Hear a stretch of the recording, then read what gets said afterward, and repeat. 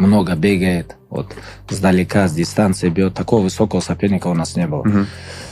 193 сантиметра. Высокий, да. Да, более 190 рост, руки длинные, ноги длинные, выбрасывает. Ну, опять-таки, надо будет за ним бегать, собирать его. Надо будет хватать, собирать, валить. Тяжелый бой будет. И скоро 35. Он с первого же года, да, получается? 91 октября, скоро 35 будет. Все вместе, стилистический возраст, это все, я считаю, что будет тяжелый бой. Ну, не легкий бой. Ну, я всегда их готовлю к тяжелому бою. И Умара, и Усмана, и Ислама. Я им всегда говорю, на вас, ребята, настраиваются по-другому. На вас, ребята, настраиваются вообще по-другому. Это всегда так бывает. Если они готовились бы на условно там на Пратеса или Моралеса, они бы готовились по-другому. Там, а здесь уже у них энергетика, все. Если они проявят себя против вас, они становятся сразу автоматически звездами. Так что... Да. John, please, one question for Russian MMA fans. Islam Makhachev versus Garry. What do you think about this fight?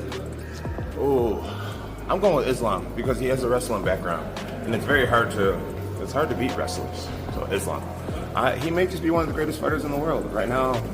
It's me and maybe him. So I encourage him to keep going. What is the worst that you see when you look ahead to Makhachev?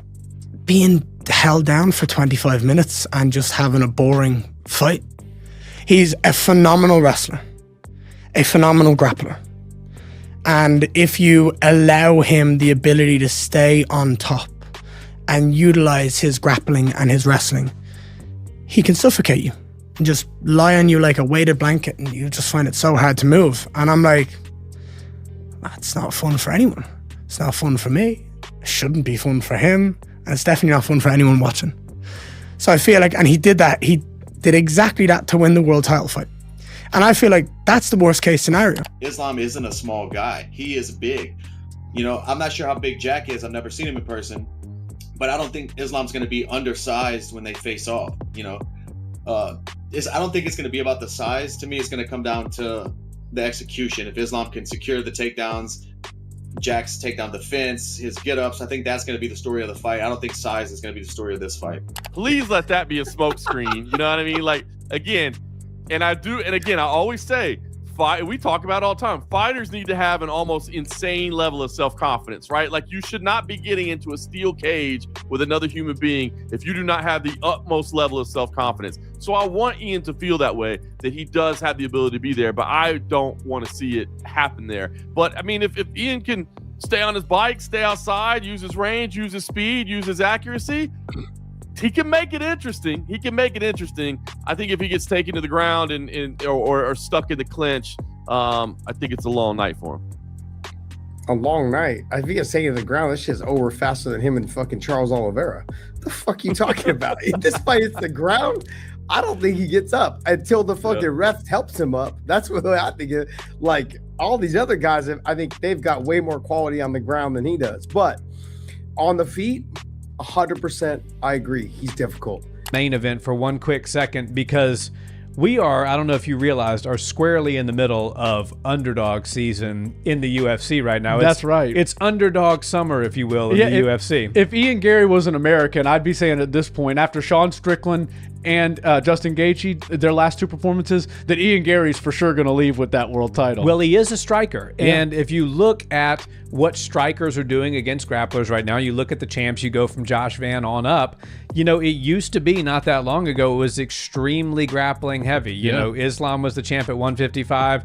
You had Merab, you know, keep going and you know, up the pecking order. And it was a lot of grappling heavy guys. Now, when you get to the heavier weight classes, you get your Aspinalls, who I guess you could make an argument is either. But the point I'm trying to make here is that it feels like it's striker season in the UFC. Yeah. And Sean Strickland capped that off, beating Khamzat Chimaev. Obviously, you know, Ilya and Justin are both strikers. Ilya had a lot of grappling success before his career started in the UFC. But the reality is, we can't say with what's happened so far this year that Conor McGregor or Ian Garry don't have a shot at pulling the upset. I think a lot of people would make the argument that it was more far-fetched that Strickland and Justin were going to win than to say that Conor, who already has a win over Max Holloway and has the power punching ability, and Max finally has had his chin cracked for the first time, and Ian Garry, who's very tall and extremely rangy for the division, actually might not have a better chance. So I think that Ian Garry's real close here. Ian Garry also, here's the problem with Ian. He's better than he thinks he is. You watch Ian, you think he's this brash, confident Irish man. To an extent. But he's got the right. Ian Garry, if he's not the best in the world, and that's what we're going to find out. If he's not the best in the world, he's top 3. Could you imagine? 6 billion men walk this earth and you can beat up all of them, but maybe 1 or 2. Could you imagine? Ian's that good. He just doesn't know it. I remember when Ian broke into the top 15 and he went and tattooed 15 on his body. I remember looking going, oh, he thinks that's an accomplishment. And for most people it would be. But I remember thinking, he doesn't know. He doesn't know he's one of the greats. He doesn't know where his career is going to go. He doesn't know he's going to main events. He doesn't know he's going to world championship fights. And now here we are, and I bet he agrees with me. Islam Makhachev is the favorite in his welterweight title defense, but not everyone thinks it will be easy. Many experts believe he will win, but some think Ian Machado Garry has the skills to make it tough. Well-known MMA figures like Michael Bisping and Chael Sonnen have explained why this fight might be closer than fans think.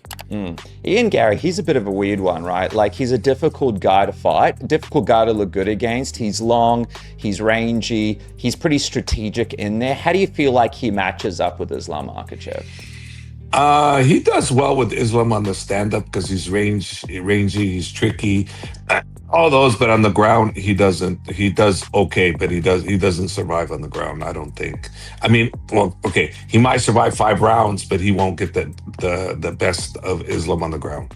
That I'm 100% sure about that. On the stand-up, he's pretty tricky. So one punch can change everything on that. One kick, one punch, one knee. You know, so that's a different story. But on the ground, I don't see him dominating. I see him surviving, possibly. So yeah, I could see that. But and then the takedown defense that he has is decent, but not great enough to stop Islam from taking him down. But again, you know, sometimes we'll go in there and we'll decide that we're gonna do this with Islam, and next thing you know, next round we'll say, okay, take him down now, or next thing you know, next round we'll go stand up. Like any number of other UFC veterans who have commented on the fight, Colby Covington was not in any doubt over which fighter would walk away with the belt. While recognizing that Ian Machado Garry deserved the title shot, Covington thought that the style mismatch made Makhachev the clear winner of the bout. According to Covington, the grappling and strength possessed by Makhachev were more than enough to overpower Garry for the duration of the 5-round fight. Instead of looking for a fight in which both men will trade blows, Covington expected Makhachev to rely on the strengths that have made him such a formidable champion. Covington confidently picked Makhachev to win, explaining that he expected the champion to take Garry down early and completely dictate where the fight would take place.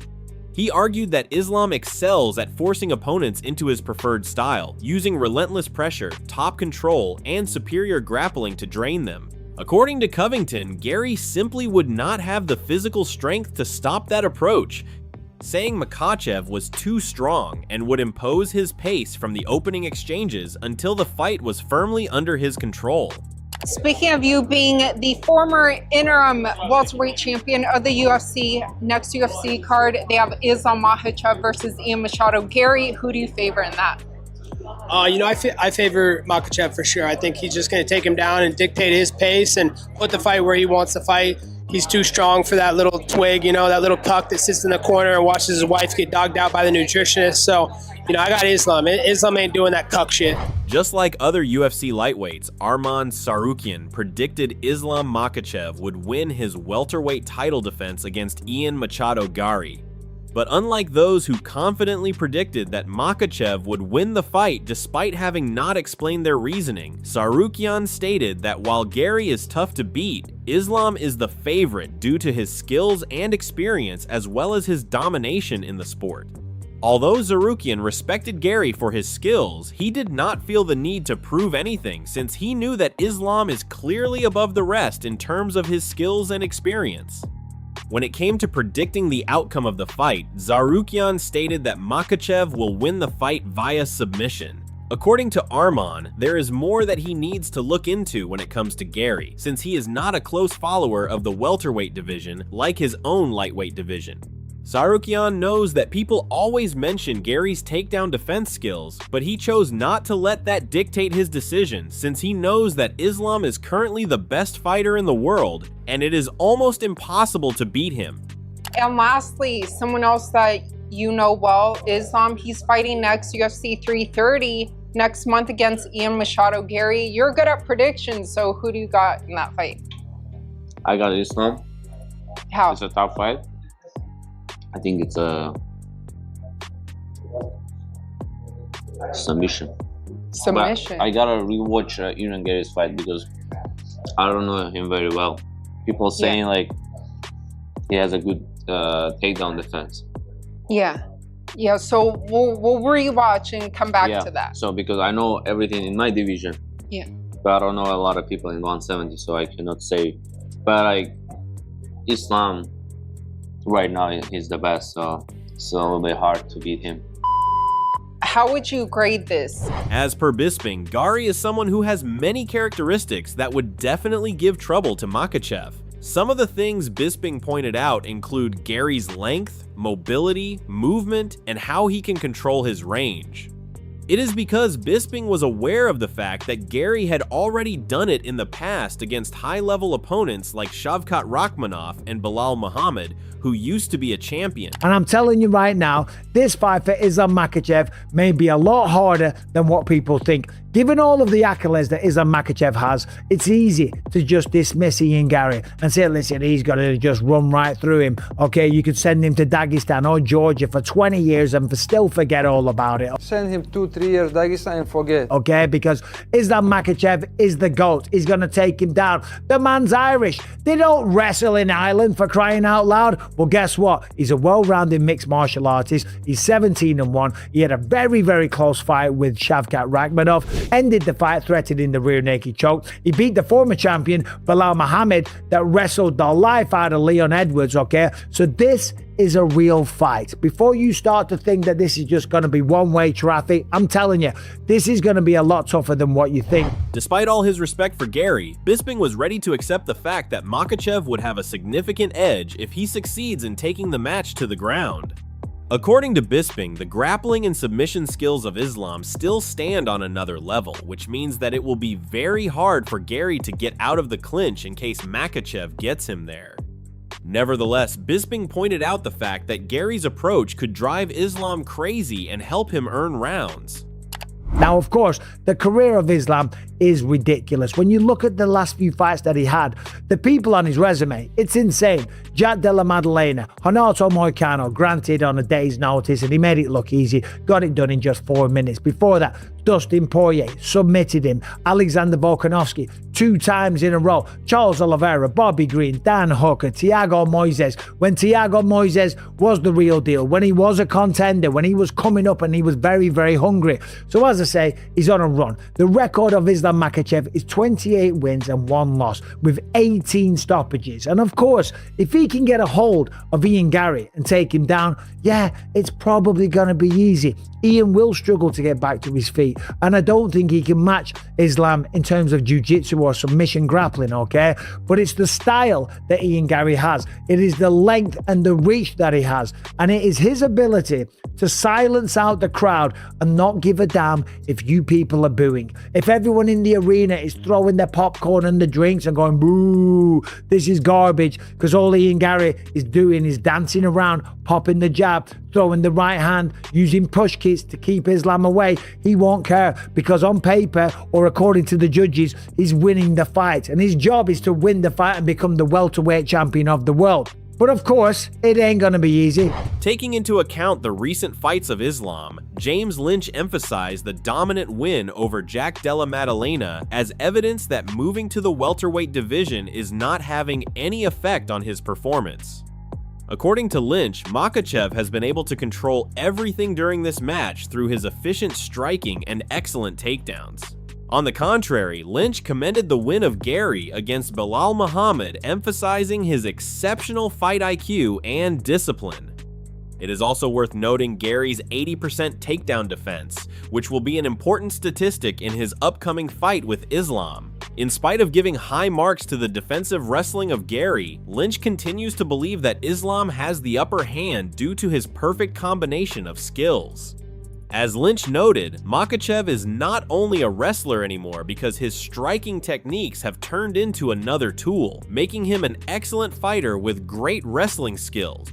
Being the winner of several knockout bouts and dominating fights against such prominent boxers as Volkanovski, Charles Oliveira, Dustin Poirier, Renato Moicano, and Jack Della Maddalena, Lynch considers Makhachev to be a more dangerous and unpredictable champion compared to before.